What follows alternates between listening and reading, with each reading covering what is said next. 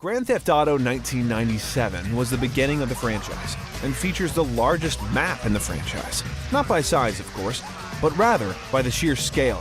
There are a total of 3 cities in the game, which is more than any other game in the franchise. The 3 fictional cities in the game were Liberty City, San Andreas, and Vice City. From Grand Theft Auto 3 2001 onwards, each game was set in a redesigned version of one of these cities.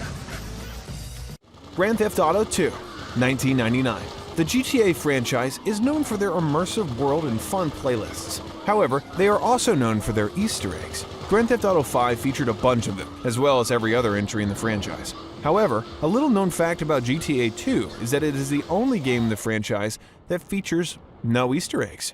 This whole game in the Grand Theft Auto series just doesn't have a single Easter egg.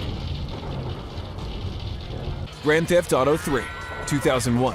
Speaking of Easter eggs, Grand Theft Auto 3 main protagonist did not have a proper name. However, this was later addressed in a further entry in the franchise. The character's name is later established as Gloud. You can find this out after completing the storyline of Grand Theft Auto San Andreas 2004.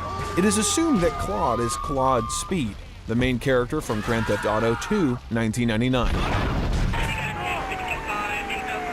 Grand Theft Auto Vice City, 2002. Now to one of the greatest games ever made in the history of this industry, Grand Theft Auto Vice City. This was one of the games that solidified GTA as one of the best franchises. It also had some of the most relevant mission names. 2 of the missions in the game are called No Escape and Copland. No Escape, 1994, and Copland, 1997, are movies that star Ray Liotta. He voices the main protagonist, Tommy Vercetti.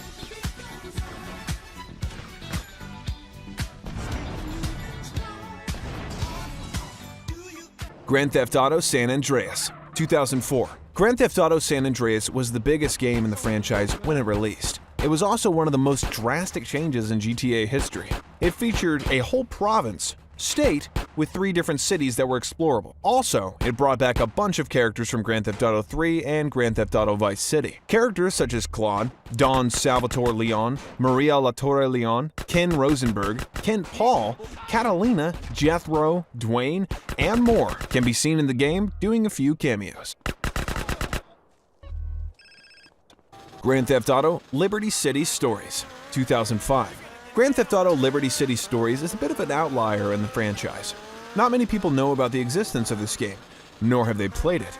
However, those who have played it on platforms other than the PSP haven't experienced a secret snow weather effect. The secret snow weather effect only happens on the PSP version, on level 9 of the car salesman side mission. The effect was removed on PS2 and mobile. Grand Theft Auto Vice City Stories, 2006. Grand Theft Auto Vice City Stories is the second game to feature Vice City in the 3D series of GTA. That is perhaps because it features the most unique GTA protagonist. Not only was he the first GTA protagonist to die in a different game in the series, Victor Vance is also the only GTA protagonist that doesn't start out as a criminal.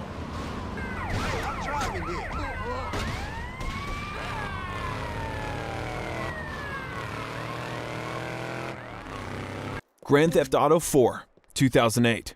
Grand Theft Auto 4 was by far the biggest generational leap that Rockstar took with their games in the 3D series so far. However, it's interesting how they were thinking of the future while making this game. I say that because the character Wu Kenny Lee can also be found in the LCPD online database, even though he was not introduced until Grand Theft Auto Chinatown Wars 2009 for the Nintendo DS.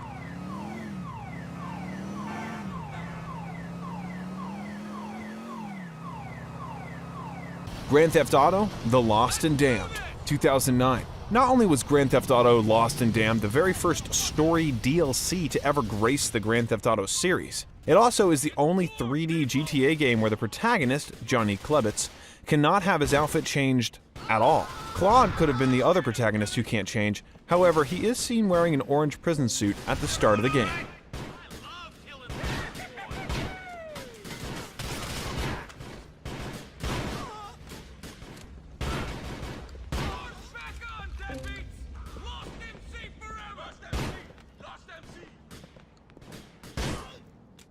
Grand Theft Auto Chinatown Wars, 2009. While not the most renowned game in the franchise for its gameplay or story, Grand Theft Auto Chinatown Wars had one of the best soundtracks in the history of the franchise. The music was so darn good to the developers, they decided that all the bosses in the game will have their own theme songs. The themes play whenever their missions are initiated.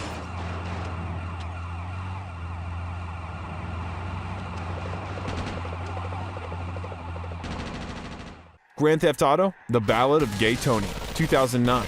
Grand Theft Auto: The Ballad of Gay Tony is the second story DLC for Grand Theft Auto 4. This game was loved for its sense of humor. For example, if Louis takes too many shots in one of the bars, he will pass out and wake up in strange places, such as Middle Park or next to the beating heart inside of the Statue of Happiness.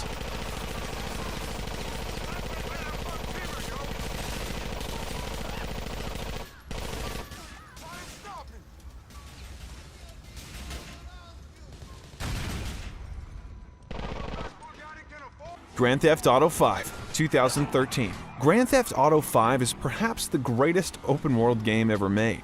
Even if you disagree, it definitely has to be one of the most influential games of our time. The freedom it offers players is the key here, as this is the first Grand Theft Auto game where the entire map is available to explore from the start of the game. Previous entries in the series have made only limited sections available until certain missions are completed, whereas entering regions not yet unlocked gives the player a 4-star wanted level.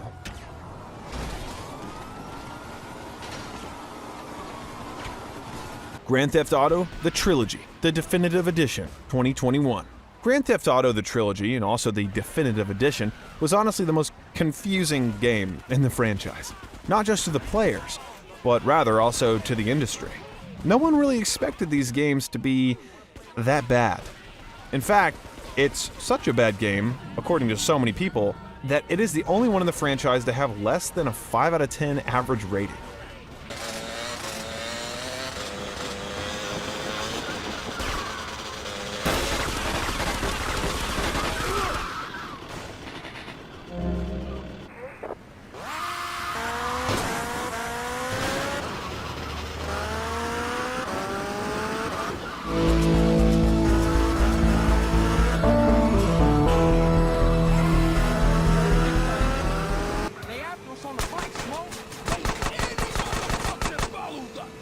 Shit, man, they coming for us in a truck.